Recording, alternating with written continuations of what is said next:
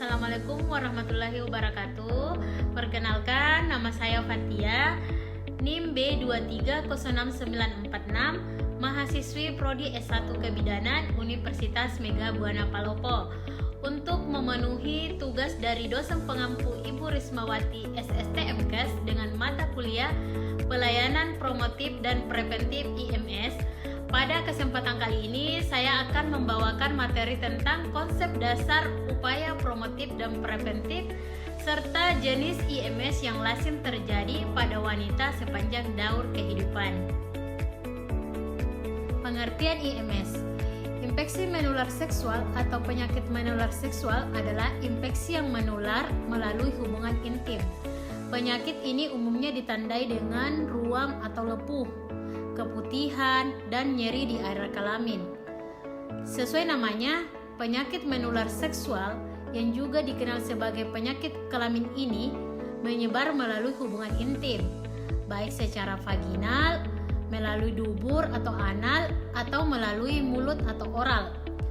Penularannya juga dapat terjadi melalui transfusi darah atau berbagi jarum suntik dengan penderita.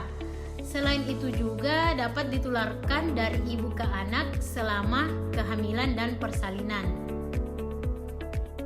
Jenis-jenis IMS. Yang pertama, gonore atau kencing nanah. Gonore disebabkan oleh bakteri Neisseria gonorrhoeae. Gonore tidak menimbulkan gejala. Gonore biasanya terjadi di bagian tubuh yang hangat dan lembab, seperti kelamin, anus, atau tenggorokan. Yang kedua, chlamydia. Chlamydia adalah penyakit menular seksual yang disebabkan oleh bakteri Chlamydia trachomatis. Bakteri ini dapat ditularkan melalui cairan organ intim saat berhubungan seksual, baik seks melalui vagina, seks oral maupun seks anal tanpa menggunakan kondom. Yang ketiga, sifilis atau raja singa. Sifilis adalah penyakit menular seksual yang disebabkan oleh bakteri. Gejala sifilis diawali dengan munculnya luka yang tidak terasa sakit di area kelamin, mulut, atau dubur. Yang keempat, chancroid. Chancroid adalah infeksi menular seksual yang disebabkan oleh bakteri.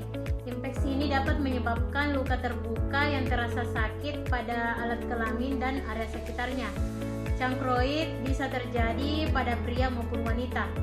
Yang kelima, lymphogranuloma venereum adalah penyakit menular seksual yang disebabkan oleh bakteri Chlamydia trachomatis varian tertentu.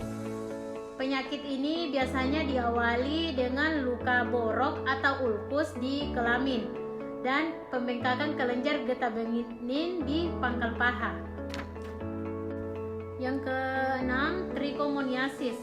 Trichomoniasis adalah infeksi menular seks yang umum yang dapat disembuhkan. Ini menyebar selama hubungan seksual melalui air mani dan cairan vagina. Yang ketujuh, herpes kelamin. Infeksi virus yang menyebabkan infeksi kulit di area genitalia. Dan yang terakhir, kutil kelamin. Kutil kelamin adalah jenis infeksi menular seksual yang menyebabkan kutil atau benjolan atau pertumbuhan kecil terbentuk di dalam dan di sekitar alat kelamin dan rektum. Tanda fisik penyakit menular seks secara umum antara lain: yang pertama, keluarnya cairan yang tidak biasa dari vagina, penis, dan anus. Yang kedua, merasakan sakit buang air kecil. Yang ketiga, benjolan atau adanya pertumbuhan kulit di sekitar kelamin. Yang keempat, terdapat ruam-ruam pada kulit. Yang kelima, perdarahan vagina yang tidak biasa. Dan yang terakhir, alat kelamin atau anus terasa gatal.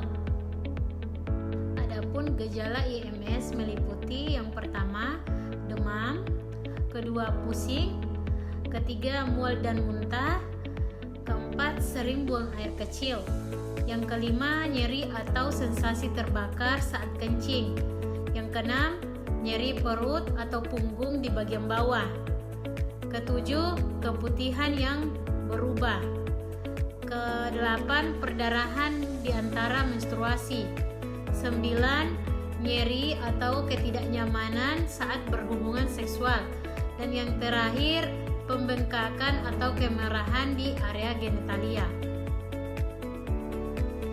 Upaya promotif dan preventif pada IMS.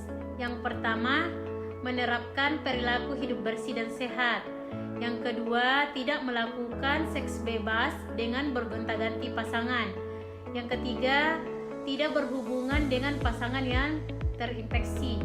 Yang keempat, menggunakan proteksi atau kondom. Yang kelima, sunat pada pria. Yang keenam, melakukan vaksinasi. Yang ketujuh, setia pada satu pasangan. Dan yang terakhir, mendeteksi IMS melalui pemeriksaan atau tes. Demikianlah pemaparan dari saya.